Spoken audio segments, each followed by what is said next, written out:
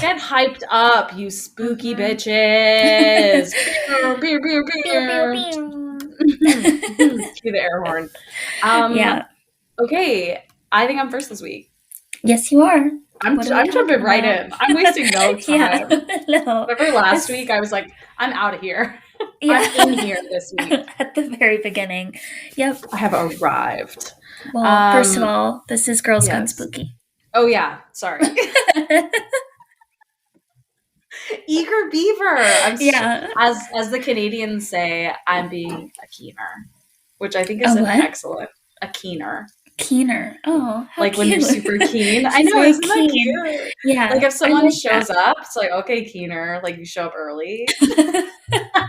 Oh, I One of my love that. favorite. I know, isn't That's that fun? cute. Yeah. Start using it. Start using it with your American friends. I'm sorry, I hate myself. No. Oh, I'll bring it down here. Bring it to the south. Bring it down. Bring it to the south. Yep. To the southern 48. Is that Yes. what it's called? Lower 48. It's not southern. It's not southern. Imagine if there were 48 southern states. I would leave. Whoa. I would Oh emigrate. God. That would Like, be bye. yeah. Permanently bye. They'd need to be their own country for sure. Dead. Yeah, 100%. They'd secede. Yes. Hundo P. Hundo. Okay, well, I'm Olivia. That is Amy. Hello. This is Girls Gone Spooky. So we're just Yep. gonna swan dive right in Here we to go. another Haunted Places episode that Yay.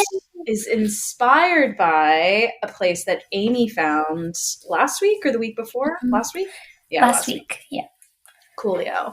But I'm elbowing my way to the front because it's my turn to go first. So hers will be the crown jewel grand finale. Did you like that weird We'll see. hand thing? Like that thing from Pan's Labyrinth? Pan's Labyrinth. Yeah. Maybe we'll post that just for shits and giggles. Should I take a For this screenshot of you episode. doing that? Yeah. That's the wait, hang on.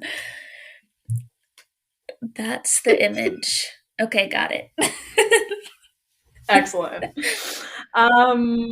Okay, well, we are going to the UK this episode, and I am starting in Ireland. I was originally thinking about doing like Ireland and Wales, but then I got into Ireland, and I couldn't remember if I'd already done it.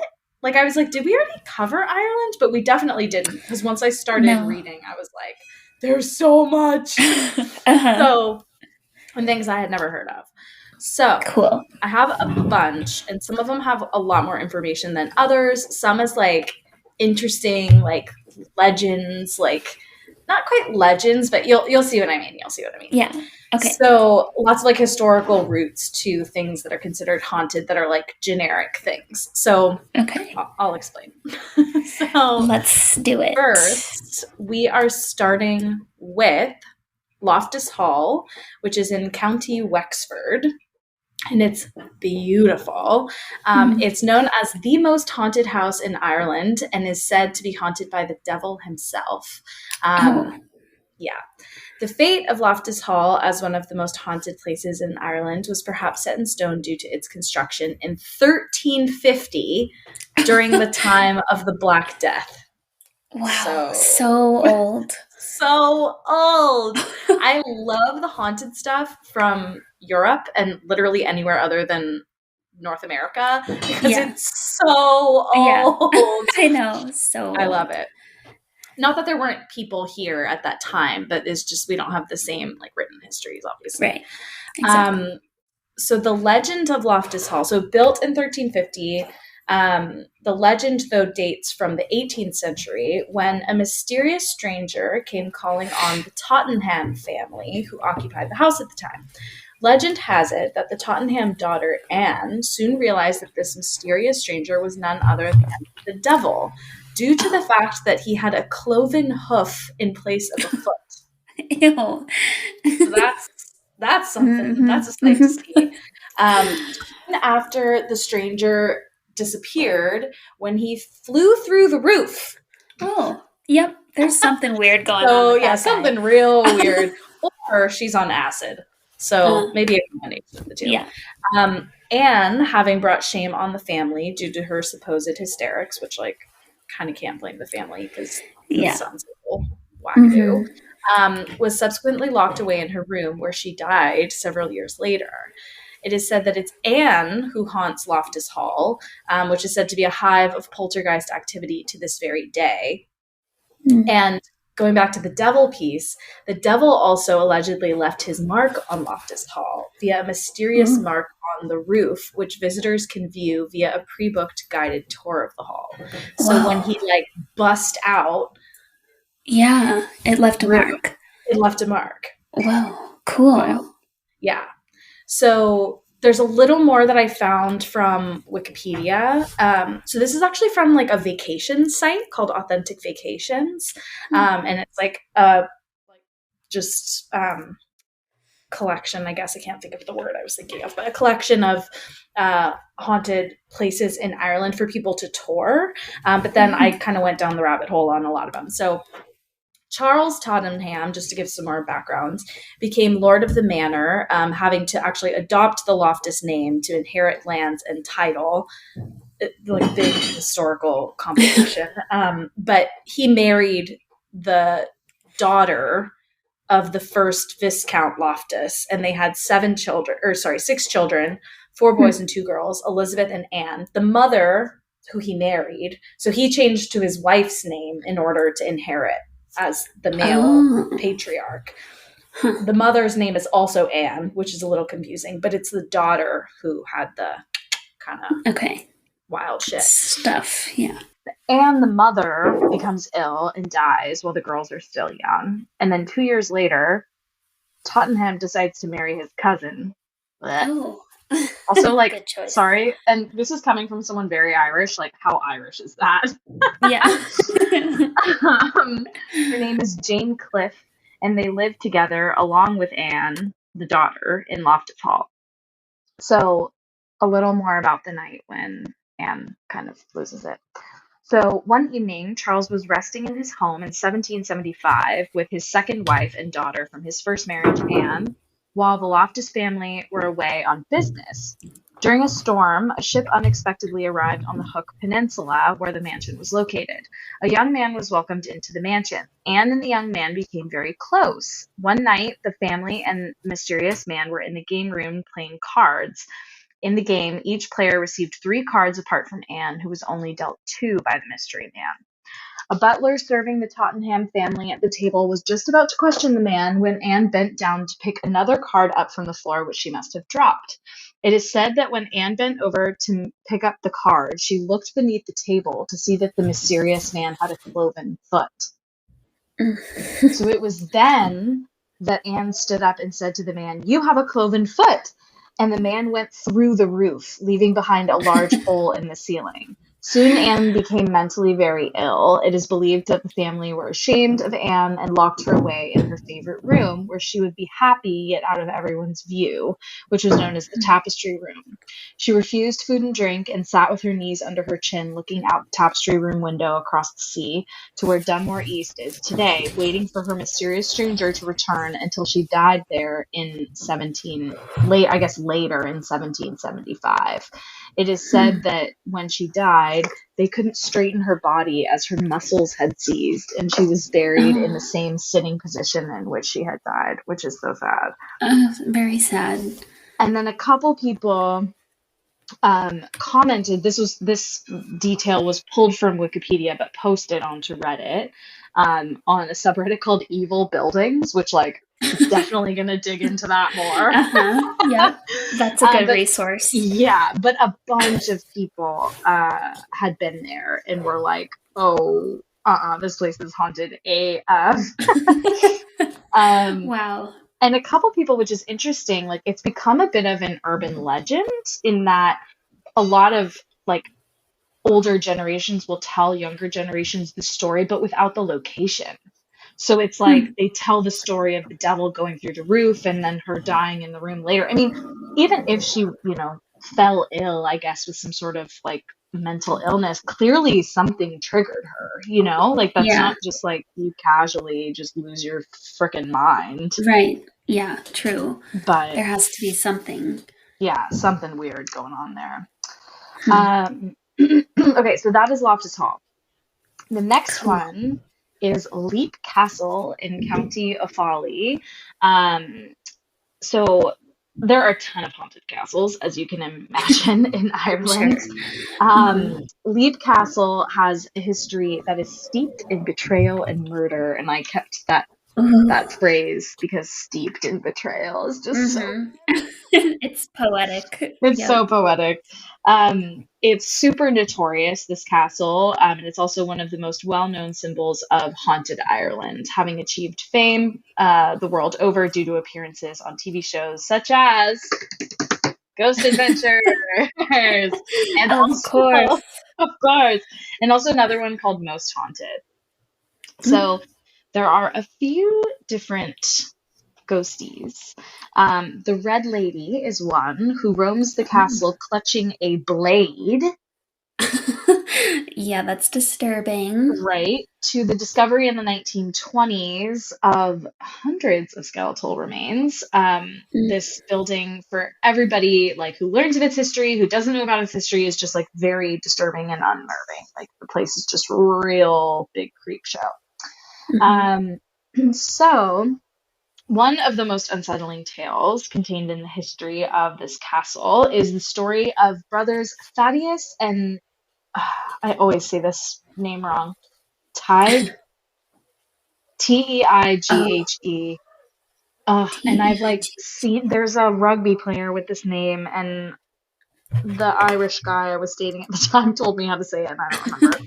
But they're the Jeez. O'Connell brothers. Following their father's death, the two brothers found themselves locked in a succession battle to determine leadership of their clan. Thaddeus, who was the older brother and also a priest, was saying mass when Tig entered into the chapel and fatally stabbed him, thus inheriting the title of chief. From Hmm. that day to current day, the chapel where Thaddeus was brutally slain is now said to be haunted and is known now as the Bloody Chapel. Ooh, So spooky. very spooky. And what's wild is that there's a family that lives there now. Whoa. Yeah, Wow. I wonder what yeah, they've seen. right. So it was built in the 1500s, and people passing in the night this bloody chapel. People have reported seeing bright light streaming through the windows, while the ghost of a priest who was murdered there, so Thaddeus, is said to remain on the grounds. Among other Mm. reports, the woman in a red dress, known as the Red Lady, is reported to have been seen at the property carrying a dagger. And Ooh. then this is wild. So they were renovating the castle because it was obviously built hundreds of years ago. They found Uh-huh. so many human remains impaled on wooden spikes within a wall. Within a wall, like there's so many layers to this. It Uh-huh. took 3 cartloads to remove them. Whoa. Ew. Like dozens, What was dozens. going on? I don't know, man. Shish So, kebabs. shish kebab. Well, there's the episode title. That was dark, and I love it. That's all I could think of. Irish shish kebabs. Uh-huh. I'm dead. Oh God. Okay, so they believe that they were either prisoners or unsuspected guests of the family, the O'Connells or O'Carrolls, I'm not sure which it is, Mhm. who would have dropped down through a hidden trap door above something called an oubliette, where they would have their this is so fucked.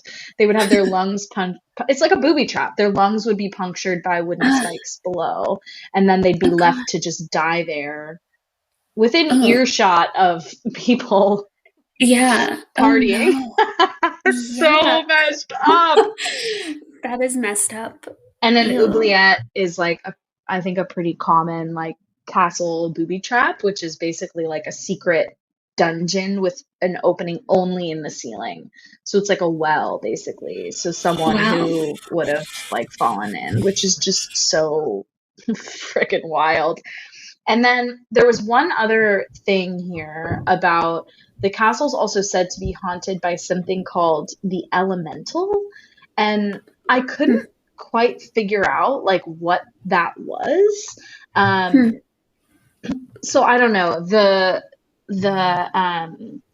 there were like the O'Carroll family, I think it is O'Carroll. They're like, it's very Game of Thrones, honestly, because they also had invited these members of another clan called the Northern MacMahons, and they attended a feast at the castle after training the O'Carrolls. So they were like doing them a solid in new Mhm. methods of warfare, and they're at this feast and they poisoned their food. Oh. What the hell? Yeah, so that family is also said to haunt the castle. Um, Hmm. yeah, really, really, really wild. And then some people Yeah. actually believe that perhaps that is what inspired the Red Wedding in Game of Thrones. That's like totally speculative Oh. on Reddit, but I don't know. Redditors sometimes like have it right. Yeah. I mean, they put things together like 100%. no one else. Yeah, exactly. So, yeah, cartloads of dead people, 40 homies doing a solid murdered, just like really gnarly. And then something called the Yeah. elemental, which like honestly to me just sounds like something that would occur when there's a lot of death. Yeah. But I Yeah. don't know, maybe that's just Yeah. It sounds um powerful. very powerful. So, okay, so then in County Dublin, we have the Hellfire Club. So Oh, Montpel Stranger yeah, Things. I know. Montpelier Hill, or the Hellfire Club, as it is commonly known, is an old hunting lodge set in the Dublin Mountains with a very strange past. It was founded in the 18th century by a man named Richard Parsons, who was a Freemason and the first Earl of Ross. The Hellfire Club invented its members to deviate from the social norms of the day and take a walk on the wild side of life, which, like, metal. Fun. Um, Back in black.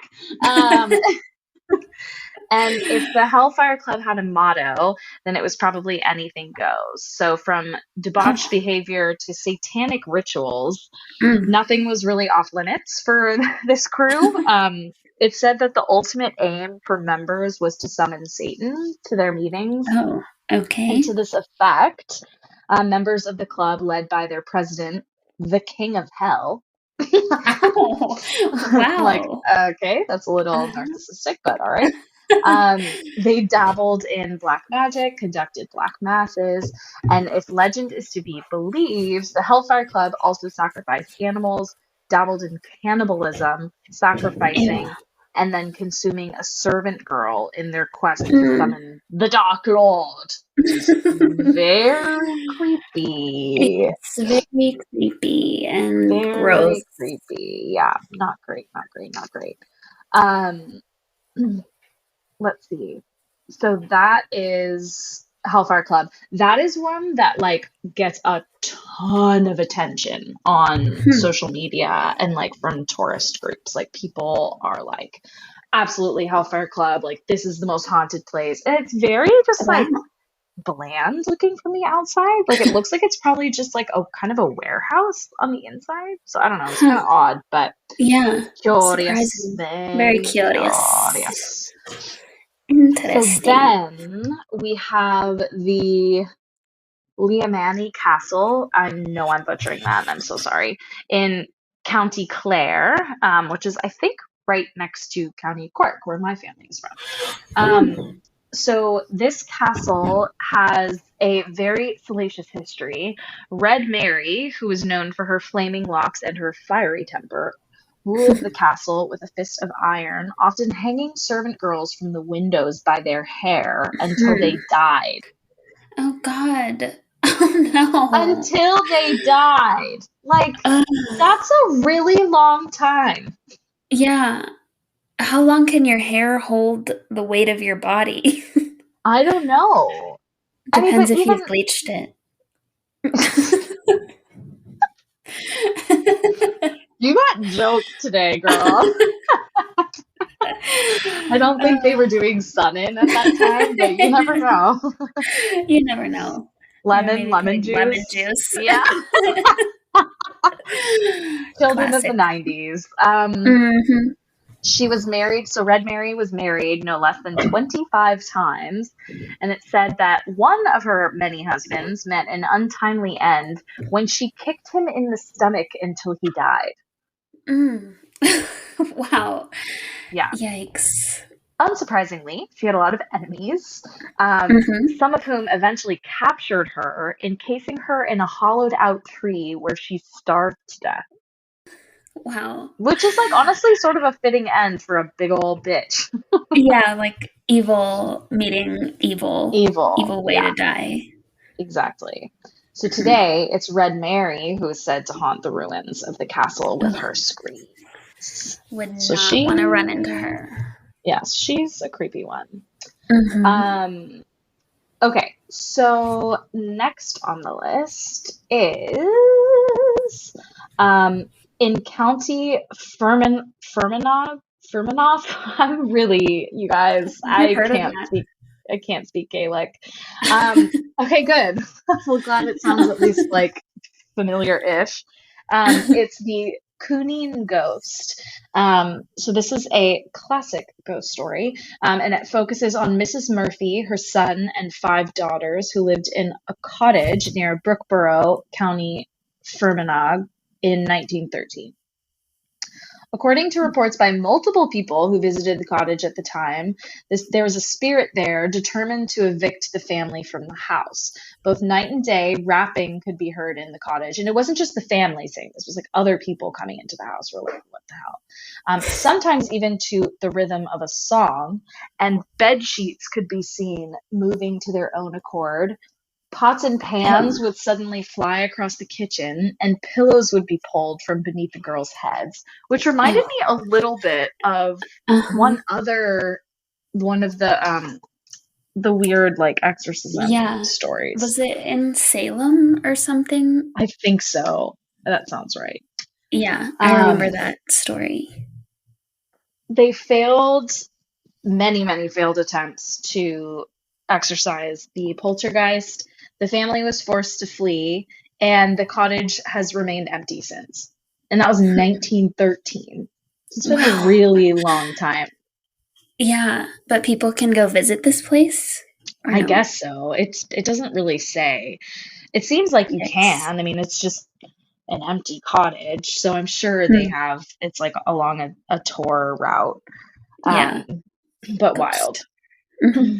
So that brings us to another castle, Kennedy Castle of County Offaly, which is in the quote haunted triangle of Ireland, which like love that Yeah. energy. Oh no. um, Kennedy Castle is actually a 4-star hotel, which is Oh, very cool. It's wow. said to be haunted by a monk named Hugh, who has appeared in front of guests of the hotel and even speaks to a staff member, Hmm. which is wild. So during Hmm. the Norman period, an Augustinian abbey was built near the castle where the monk is said to have come from. It's believed that he roams the castle to protect it and ensure that the era is not forgotten, which is actually kind of sweet. Like, that's actually kind of a sweet Yeah. one. Hmm. Um, Next is where my family is from, County Cork.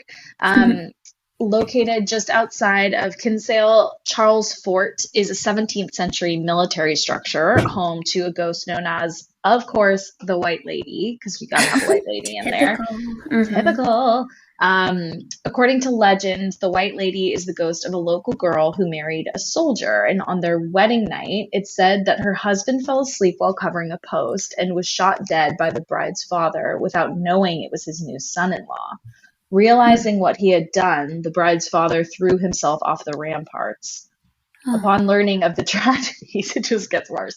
Upon learning of the tragedies, the bride jumped to her death from one of the fort's walls. And Oh no. I know, ever since then, she is said to haunt the fort in her wedding dress. Like, Wow. What a This domino. poor girl, yeah. It's like, can we all just take a beat, like, before Yeah. we get hasty with our decision making here? Oh man. Wild. Impulse. Yeah. Um, Wicklow Gowl is next, which was originally built in 1702.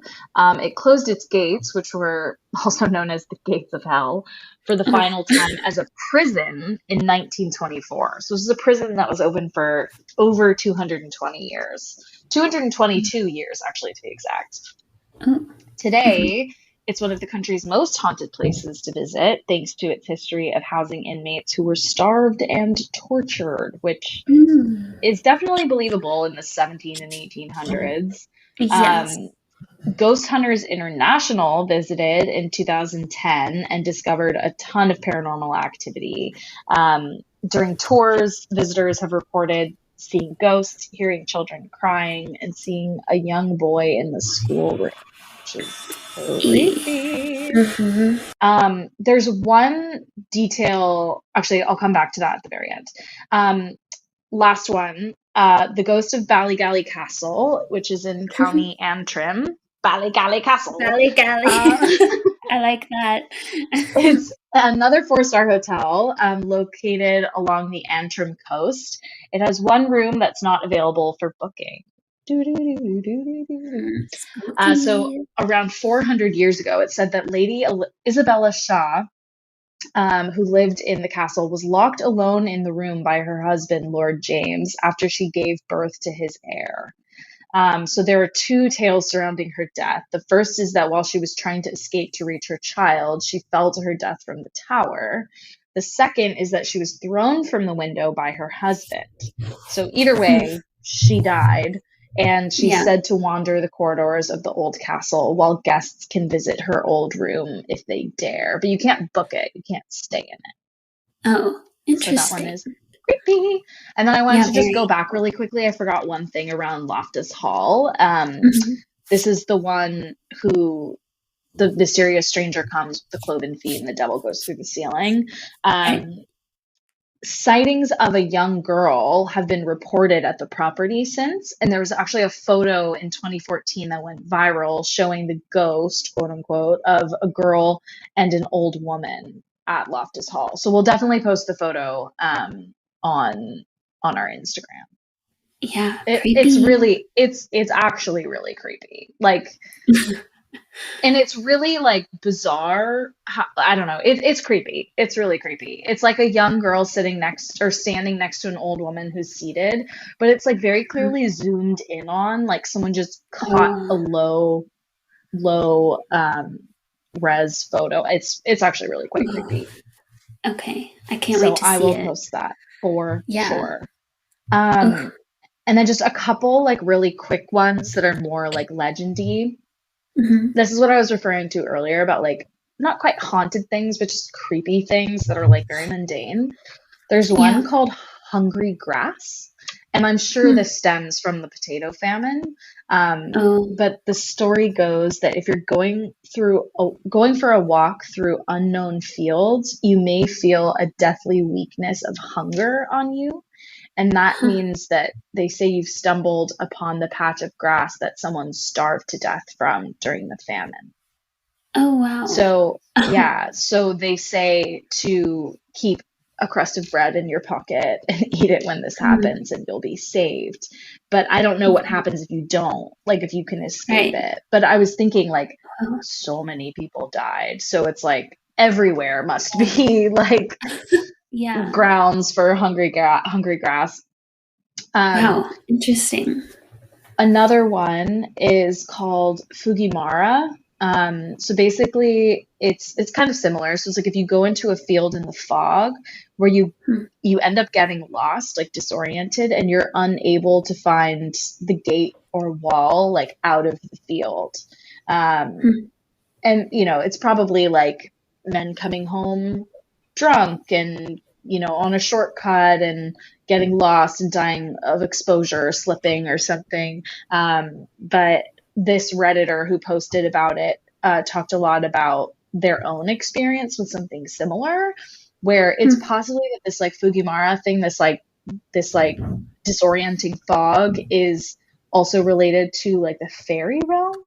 So there's a lot of talk about like this actually happening to people where they like know where they're going. So it's not like an unknown field. Like they know where they're going and they end up walking around in circles, and it takes them like 5 times the time it should to take them to go through somewhere.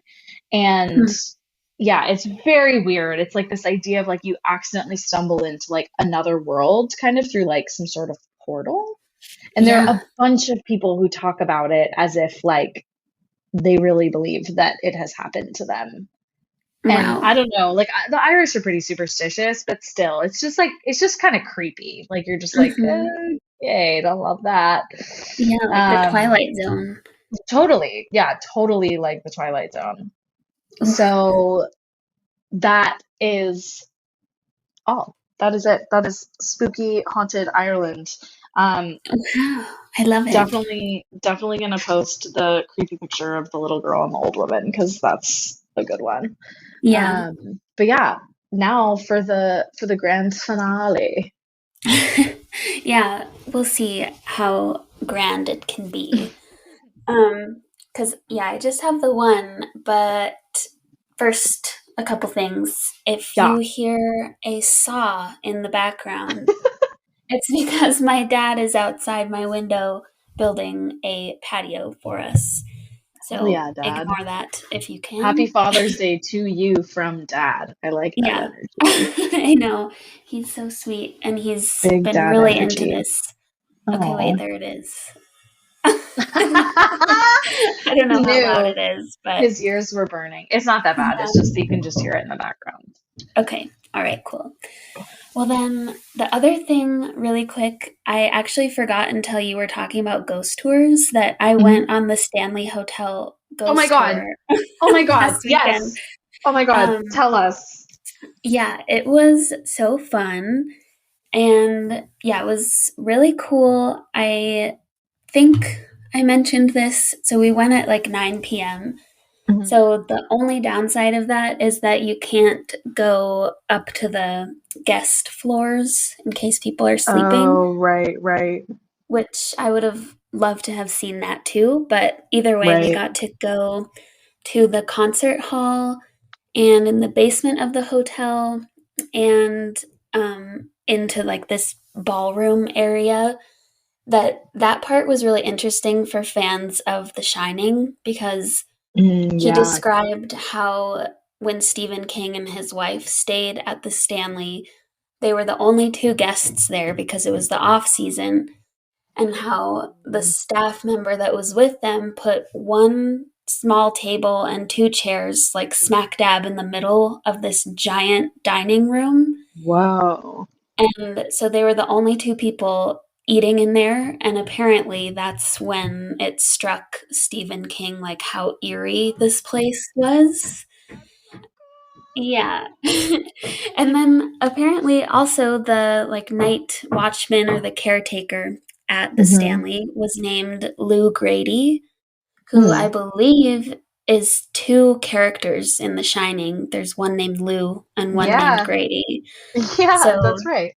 yeah, he inspired that. And then, yeah, it was really cool to hear that That's part. awesome.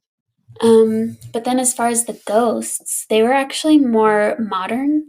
Oh. There was one who was an employee of the hotel named Paul, and he unfortunately had a massive heart attack while he was shoveling the stairs. And That's sad. yeah, he had an office there in the concert hall that he loved to be there. And apparently he still loves to be there because um, actually on a tour that was being led by the tour guide that we had, he said that he was talking about the room, whatever, and there's this one specific couch that belonged to Paul. So it's still in there, it hasn't been moved out. And he saw out of the corner of his eye the people that were sitting on the couch, like kind of fly up almost into the air a little bit, as if somebody had Whoa. just sat on the cushion but no one Whoa. sat down. So he actually saw that happen, which is pretty cool. That's wild. Yes. And then, yeah, the other coolest parts, I mean, it was all cool, but he would, in each location, would show us photos that had been taken in that location that seemed to show something ghostly. And there's a pretty thorough vetting process, I guess, for which photos they deem to be reliable. Legit. Yeah, That's legit. cool. That's a better word. Like they only accept them from people who show it to their tour guide right away rather than sending it later. So it's Yeah. like these people have taken selfies and then looked at them and been like, what is What the that? hell is that? And then showed, yeah, they were legitimately really scary. Like there was one that looked like a little golem, like a little demon from Lord of the Rings. And that was in these creepy tunnels that I guess God. there was a full tunnel system under the hotel, but much of it has collapsed at this point. But the part that's That's a still in bummer. use, yeah. So I can send you some pictures. I didn't get any with ghosts in it, Please. but it is spooky looking. Yes, So please. I love it. yeah, it was cool. So I'd recommend if anyone goes to Estes Park, it's a fun time. Excuse me. All right. But anyway, Yay. now we'll move on to what's called Wistman's Wood, which is the place that I found while I was researching druids last week. Yay. And this is in England.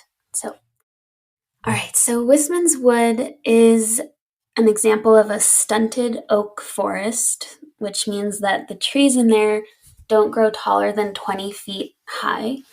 So they're pretty short, which I don't know. I think short and dense based on the pictures that I've seen. Okay. And they believe, or at least one source I saw said that woods like this once covered the entirety of this area, which is known as Dartmoor. But now this 9-acre patch of Wistman's Wood is now the only forest that is left. So whether that's because of human development or like if surrounding forests just died for some reason, I don't know, but it's a little intriguing just to think about how that 9-acre patch is all that seems to be left of these ancient forests. That's crazy. Kind of mystical. Yeah. So, I guess to connect with the druid part from last week, there was a 19th century writer. Her name was Eliza Bray, and she wrote about Wistman's Wood as one of the last remaining, what she called ancient druid groves, which is where druids would carry out their rituals, potentially sacrifices, etc. Lit. Yeah. And there are actually still carvings and like symbols that were drawn into these really thick layers of moss by the druids that are still visible. Whoa. So, yeah. I saw Into a picture the of moss? one. Yeah, I think probably carvings in wood, but the one I saw a picture of was on a stone or a boulder, and it is That like is so a cool. swirl in the moss. So Whoa. really cool. Yeah. How I'll did they send you. how did that not grow over? I don't know. Magic. Magic. Obviously, magic. Obviously, magic. Stupid question, Liv. Yeah. Magic. Yeah, so I don't know. But the whole woods, they're absolutely beautiful and we need to post a picture of it. But I will again pass on this note that I saw that for whatever reason it's been gaining popularity as a tourist destination. And as a result of people being careless and disrespectful, it's starting to sustain some damage. So if you go to visit, don't be an idiot. Don't be an idiot.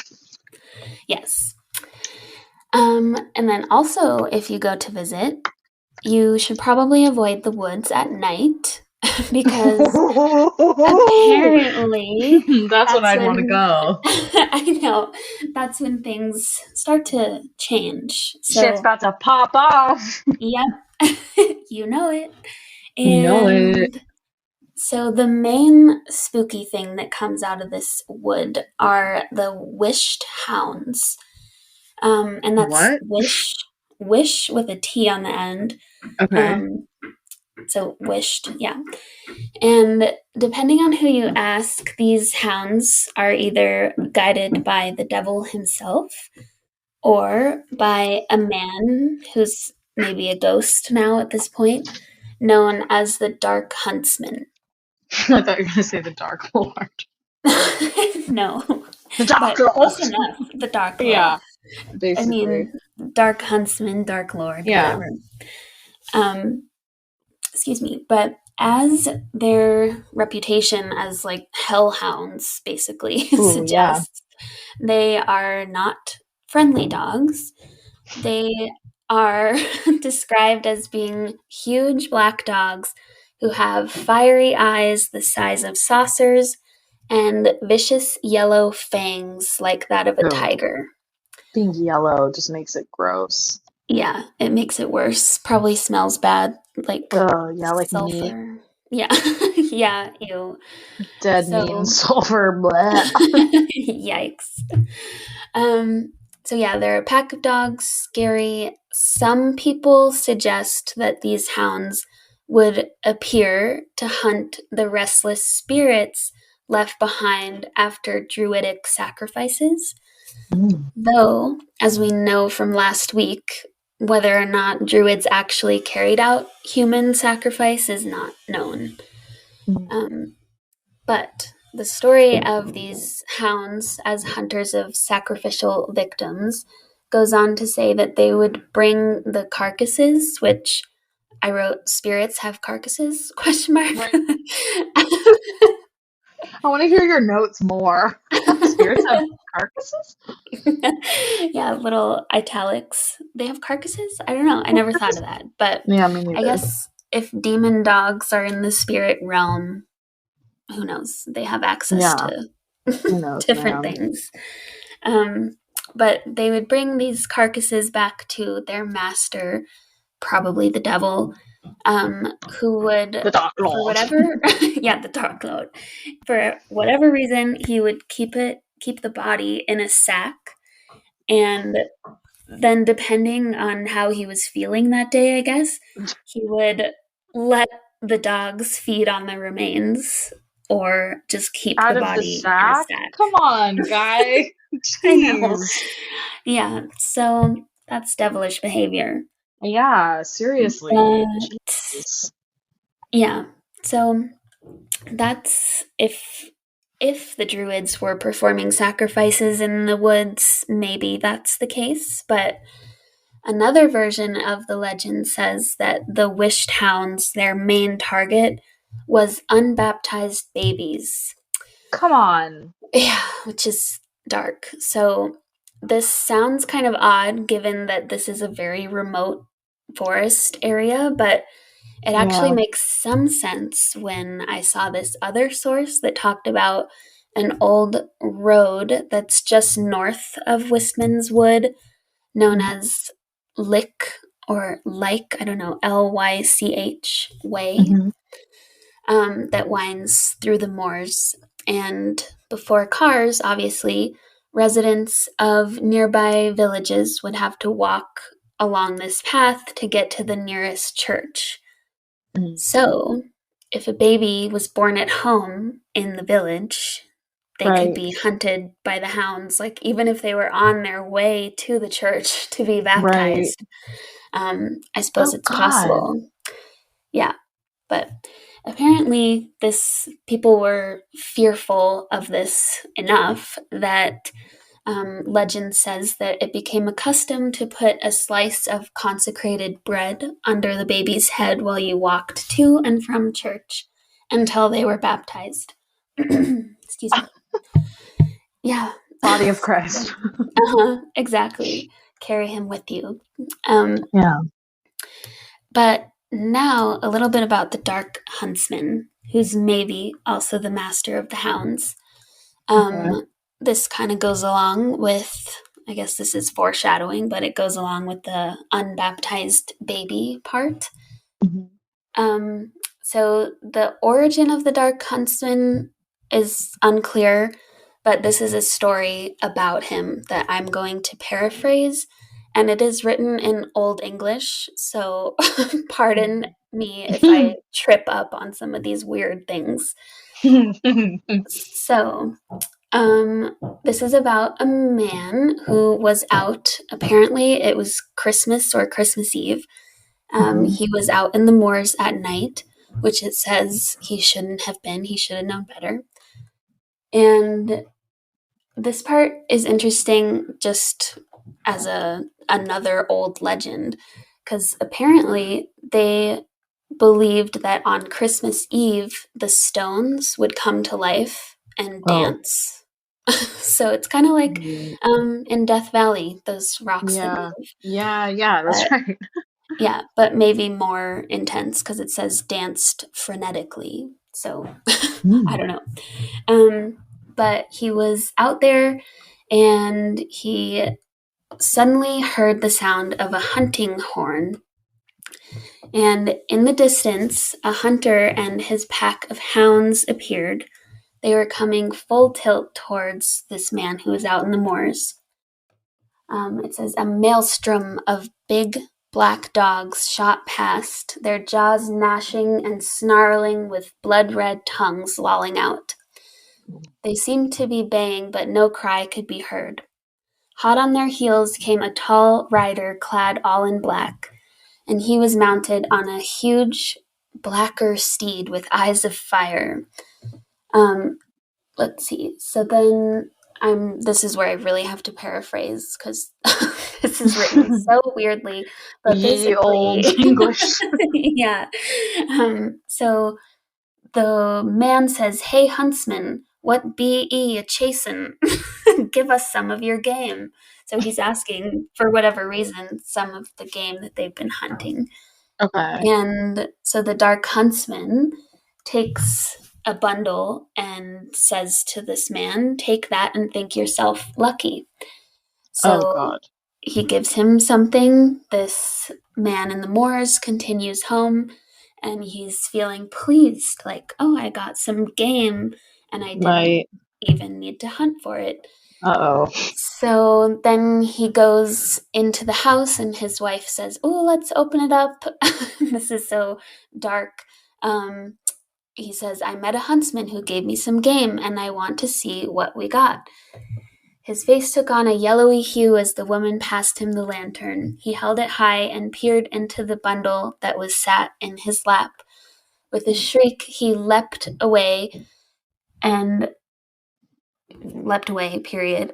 The woman looked down and then too screamed and yelled, her face buried in her hands. The tasty, quote, game was the tattered body of their baby. So awful. Of their baby? Yes. Oh no, nope. Yeah. So tragic and evil. So Oh the my Dark Huntsman. God. Yeah. Yikes. That was dark. I thought it was just gonna be a dead body. I mean, not that I that's know. not scary, but like, Yeah. ooh. I know. I thought ahead maybe, but no, they're a Yeah. baby. No, Sad. they're a baby. So sad. Yeah. So, the source that I used today indicated that there have been sightings of these hounds, but I couldn't find Oh. any like good Hmm. stories other than allusions to sightings of something. And actually, these sightings were usually of a singular or a pair of large, Hmm. either canine or feline looking creatures in the moors. Oh. And these sightings were more recent, and because it was usually just one or two creatures, either it or they have earned the name the Beast of Dartmoor. So Hmm. this is similar but probably different from the wished hounds legends, and also more modern, because they say that the first sightings of the beasts of Dartmoor was in the 1980s, and sightings continued until the 2010s. So quite recent. And this beast of Dartmoor has been known to kill and consume livestock in this area. And in November of 1998, someone finally got a really good view of this so-called beast of Dartmoor, and he was like, "Oh my God, that is an actual lion." Yeah. And obviously, lions are not native to the English countryside. No. So this was like quickly and heavily investigated. And they discovered that the beast of Dartmoor, this was reported in the Telegraph newspaper, was probably several beasts of Dartmoor. And that's because in 1978, a circus owner named Mary Chipperfield released a mating pair of pumas into the wild. Christ. Yeah. So I guess she did that because the zoo that she ran was shutting down, and Chipperfield, who was the animal trainer, she opted to release her favorite pumas, two males and a female, into the wild rather than force them to adapt to a new home.